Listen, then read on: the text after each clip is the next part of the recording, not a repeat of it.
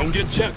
When alleged hedge fund fraudster Martin Shkreli was charged in New York recently, he was released on a $5 million bail. A more typical amount is a few $1,000s. But for many, even that's too high a price. And that's where Michelle Esquenazi comes in. Like, I got a master's degree from the streets of Brooklyn, period, PhD. I'd take your eyeball out with this. I will. In prison, this is contraband.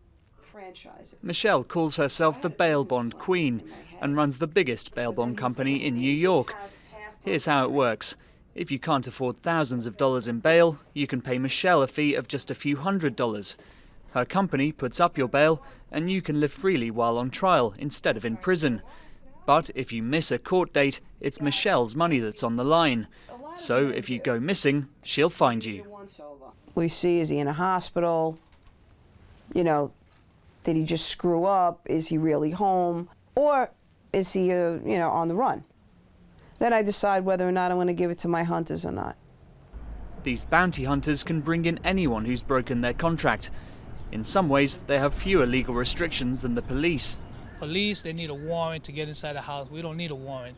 If you're in the house and I saw you and I got a positive ID, you in there, I'm going in. It doesn't matter if I gotta go through the window, the door, whatever it takes. People pop out of everywhere, closets, attics, basements, dogs. We gotta worry about family members, friends, gangs. It depends where we at. If bounty hunters sound like something from the Wild West, that's because they were a part of frontier justice. Critics say bail bonds themselves are outdated. It doesn't work very well. It's tough on poor people, particularly poor people of color.